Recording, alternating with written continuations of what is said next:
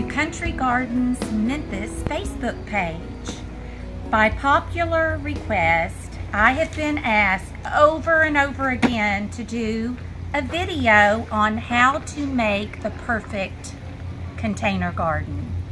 And we have lots of beautiful things to show you, but we're going to go over step by step of how to create the perfect container garden for your patio, for around your pool area. We're going to do some shade pots. We're going to do some pots for full-blown sun of the day. Just to give you a few little tips on the best steps to take on doing your containers for the season. The first thing you want to do is make sure that you have all of your pots in their perfect place around your garden. Whether it be pots around the pool area or pots just up on a patio area, where I call those patio favorites. Your shade pots, if you do pots out in a garden. You can add a beautiful pot, make sure it's a frost-proof container, out in a garden, and you just lift it up on bricks so the drain holes are lifted up out of the garden, and then you mulch around the bricks to hide your bricks. That's the first step if you're doing a pot out in the garden. And also you can get little flat stones, 2 little flat stones to put under your pots on your patio that can be hidden underneath your big pots, so that the pot is lifted off the concrete. If you're wanting to lift them, if not, you can just leave them on the concrete. But in a garden, in the ground, you definitely have to lift them, because your pots will end up growing into the ground and become part of the landscape, and your drain holes will get clogged up. So when we start our pots, the first thing you need to do is make sure you have a plan in place. Like I said, you want to pick out your perfect pot for whatever container garden you're planning to do and where it's going to go. And I picked out a few pots today. I'm going to be busy doing up some pots for Mother's Day presents for all the mothers in my life, and for the mothers of some of my special customers here at Country Gardens Nursery. And we're located at the Agri Center International off Germantown Parkway. Back behind the Butcher Shop restaurant, you can find us. We're just a great place to come to pick up your favorite pot. And you also need to make sure that your pots have good drain holes. Before you start your pots, you always want your pot to have good drainage. Unless it's like an indoor plant where you can just put the plant down inside and take it out and water it. The first step is I picked out this beautiful Talavera piece of pottery. Now this is a painted piece of pottery, and so it's not a pot that can withstand the winter weather. So this is a pot that you can plant up for outside, but before it gets really cold outside, you have to bring these in. So during the spring, I might use a lot of color and pots that can go around the patio or the pool area that are real colorful. And then in the winter, when I get ready to do my fall and winter pots with pansies, violas, Swiss chard, cabbage, kale, there's all kinds of different black-eyed Susans, there's all kinds of thrillers, fillers, and spillers to do in our fall pots too. But you wouldn't want to leave out a piece of Talavera or any pot that's not frost-proof. We do carry frost-proof containers that you can leave out that weather well all year round. I have pots at my home that I've had for 15 years outside. They're either made of concrete or really good frost-proof materials. That's very important because you don't want to have a pot years and years outside that weathers and breaks and cracks. It's a little investment on the front end, but you'll be glad that you spent the little extra money on getting the perfect pot to go around your garden outside. Okay, step one, you want to get your plan, and then I always tell my customers to get a wheelbarrow and empty all the old soil out of your pots. Just dump it all in your wheelbarrow.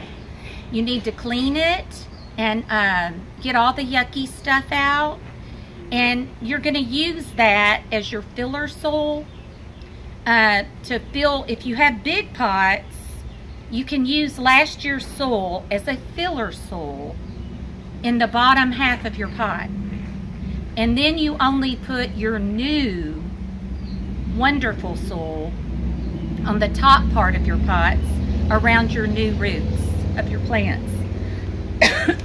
First of all, you dump all that out, you clean it, you can mix in a little bit of your good soil that you've just purchased at Country Gardens.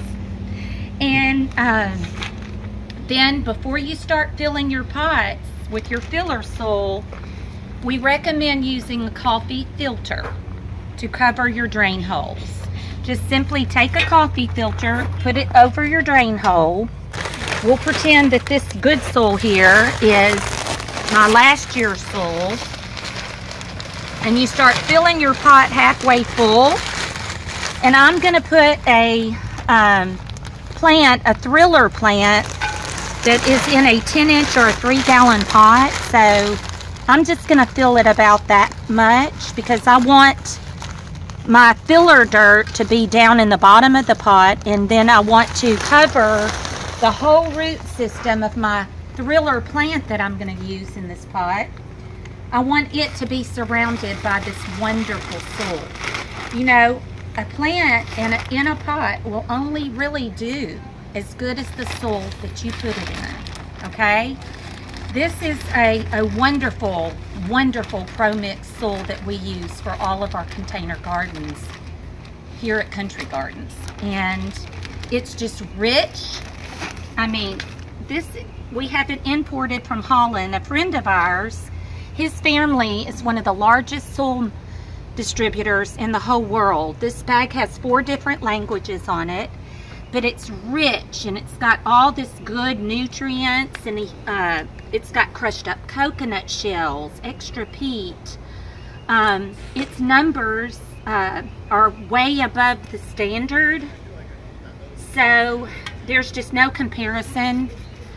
So this is what we use. We even, before you do your color installation for the season, we always recommend taking a bag of this and just laying it in the ground, pouring it in the ground before you go in with your color. We have a lot of landscapers that come here to Country Gardens to pick up their plants for the season, and they buy this bags and bags, and they're winning all these awards. And their customers are wanting to know, what are you using? It's Giardino Dutch's soil here at Country Gardens Nursery. So, your soil is so important to making your plants just thrive for you through the season. Step 2 is picking out the perfect plants for your pot. I've decided today that I'm going to create a shade pot for a patio. Start step 2 again. I'm sorry, go. Okay. Step 2 is picking out the perfect plants for your container garden. And today I've chosen to do a shade pot for a patio area on a porch for a lady. And I just thought this red sister plant, it's in the cordyline family. It's really called an Annie Lou. It's got burgundy in color, and you can kind of wipe your leaves off because they do get sprayed when they're being loaded on the truck. You can just get a wet cloth to wipe your leaves off, to clean your leaves. But in every container garden, you want to pick out your thriller plant. Now this plant is for shade. It's shade loving. And so we've got our thriller. Now if this pot is going to be seen all the way around, you know, people are going to walk around the pot, you would do your thriller plant in the center of the pot. It's the center focal point of your container garden. Then you're going to pick out a shade-loving plant that will fill in with it. A filler plant is what we call. It could be as simple as an impatient plant, or a green leaf begonia plant. That's something that'll grow mounding. Then we would pick out a spiller plant, and it can be like a potato vine, a spiller lantana, a spiller verbena. Sometimes I like to use that purple queen secretia with some different plants to do in a pot. Like I'm going to use it with those dipladenias, those white dipladenias as a spiller coming out. But that's step 2, is picking out your thriller plant. Now, if this pot was to go up against the back of a wall, you would try to plant your thriller in the back side of the pot, and then just put your fillers and spillers on the front part of the pot. But this one is going up on a porch, so you will be able to see some of it from all sides, from the front 3 sides. So we're going to make sure that it has a lot of pretty color going around it. And I chose to mix in with the colors. I thought some orange would bring out the orange in this beautiful pot. And I'm also going to fill in with a pink begonia, because I love pink with this cordyline plant. And I'm just going to fill in, kind of go around my pot with this color. And then but because it's only going to be seen from 3 sides, I'm pretty much going to fill in most of around the sides and the front. Then you can pick a spiller plant. Now, this is potato vine, and it just grows like crazy. Everybody knows about potato vine. And this is called the Solar Power Red. This is the Marguerite, but they call it lime. Solar Power Lime. And this is the sweet potato vine. And see, the sweet potato vine has a heart-shaped leaf. Now, I love the heart-shaped leaf because I love hearts. Everybody that knows me knows I love hearts in anything, even in my plants. So, but I chose to do in this pot 2 different spillers to kind of give it different texture and different design. But I'm probably going to put this spiller right out in the front, right here. And then you can come in and mix the blackie or red. I chose red because it coordinated with my cordyline spilling. But this will spill together once it gets planted in there really good with my good soil. And that's going to grow all together. This thriller's going to grow up taller. And while it's growing taller, all of this will grow in together and will be spilling over this beautiful pot. And this is the end result of a beautiful shade-loving container garden. We used a lot of different colors and combinations to make the pop, to make it pop. And my customer's going to be so happy.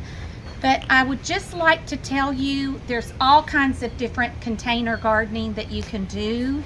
You can do them for indoor, outdoor, sun-loving, shade-loving. You just need a plan.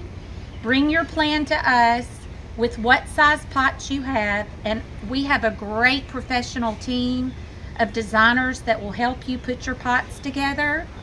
And it's so much fun. You can involve your children, your grandchildren, and help them to learn how to do gardening and plant flowers. And it can be an educational process for our little ones too.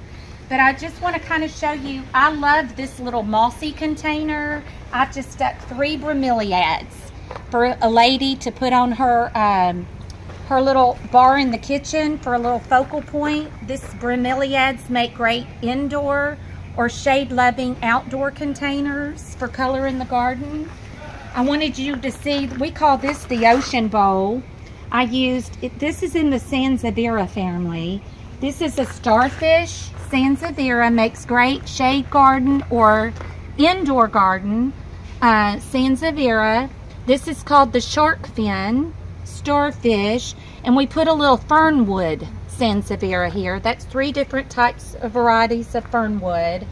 They like it on the dry side, so we added a little colored cactus and some little echeverias around the bowl. I call that my ocean bowl, or it's a good container that you can bring inside and bring it out and bring it in and out. Sansevieria is one of those great plants to have indoor. I have a real pretty specimen piece over here that I love. I like to put this in a tall square pot to have on a deck or a patio in the shade, and then in the winter time you just pull it inside to put in the corner of the kitchen. But this omits a good oxygen level into your air, and it filters the bad air particles in your house. So this is one of the good plants to have inside. This container that we did is sun loving. It will take full sun. This is called a red shrimp braid tree that we picked as our thriller. I also added a little red velvet lantana, not lantana, hello. This is called a red velvet mandevilla. And I put 2 in this pot, one in the front to spill over. And then this one was really spilling, so I started wrapping it around my center branch. So this will grow all over this branch. It'll spill and fill. And then we also used this lantana. This is called Alley Claire lantana. It's hummingbird's choice. This is a hummingbird sanctuary potted plant. See, we even do potted plants for our little hummingbirds. My grower had the patent on this. This is his granddaughter's name, Alley Claire.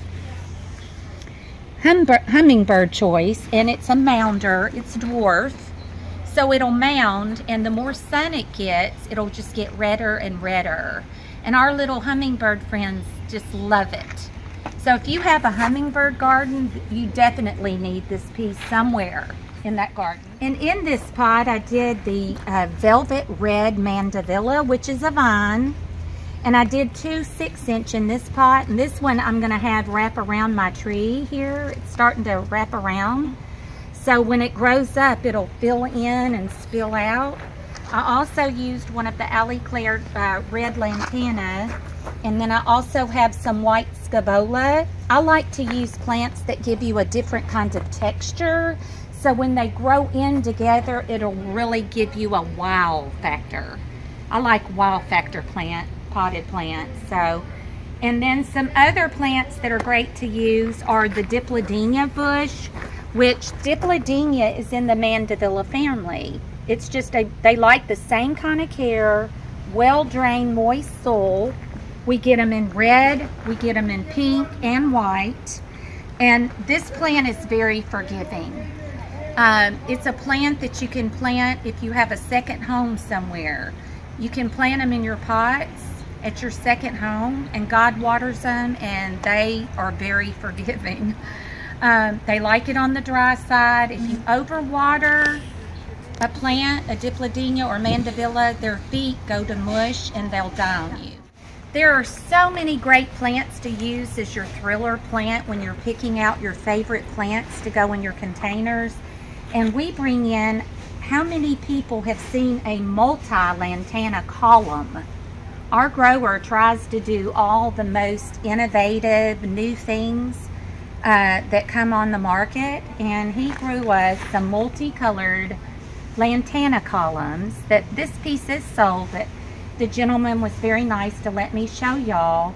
It's a multicolored lantana column. We do have a few left here at Country Gardens if you would like to come have one to do as a thriller in your pot. And then you can also, we carry the beautiful foxtail fern that you can divide out. That plant can be cut in sectioned and planted in with real pretty coleus plants. and then your coleus and the foxtail grows all in together throughout the year. It's stunning. You should kind of, all these foxtails grow in and out of it, kind of like that. There's all kinds of creative things that you can do with beautiful plants. Also wanted to show you our little succulent pots where you have your thrillers, your fillers, and your spillers here. We also love the new button gardenia, which is down here. Look at all the bud count on this. This was featured in Tennessee Gardener magazine last month, and the title was Cute as a Button. I love it. I love this plant. It's forever blooming. You never run out of blooms with all the button gardenias. Here is our little white 6-inch dipladenias. I love to put these as a center in a pot and use succulents like purslane as a spiller. Very drought tolerant, heat tolerant, a lot of wow factor for a center pot of, you know, a pot that you want to do that's drought tolerant. And we also carry, like if you're doing baskets, wall baskets, we also carry this premium wet moss that you can moss your baskets with and fill the soil in. You do your thriller and add in a spiller and a filler. You can add in a potato vine to spill over, a sun coleus. I like, with that white, I love this lantana. This one's called Sunrose, Lucky Sunrose. So you could pop a little color there and over here. And you could even do a little pink bronze leaf. Bronze leaf goes in the sun. If it's a green leaf, you need to put it in the shade. But I like to do the bronze leaf begonias too for a different pop of color. The bronze leaf foliage up against your green dipladenia bloom. It just looks really pretty. So I'd probably put a pink bronze leaf begonia here and then do another sunrise rose, Lucky Lantana, on this side. Then when all this grows together, you've got a beautiful hanging wall basket for your garden. Don't forget, this Sunday is Mother's Day Sunday, and we have everything for your mom to make her day special, from roses to even pineapple plants. We're going to be giving some grand prizes away, so don't forget to come register her for the drawings. And please share us on Facebook.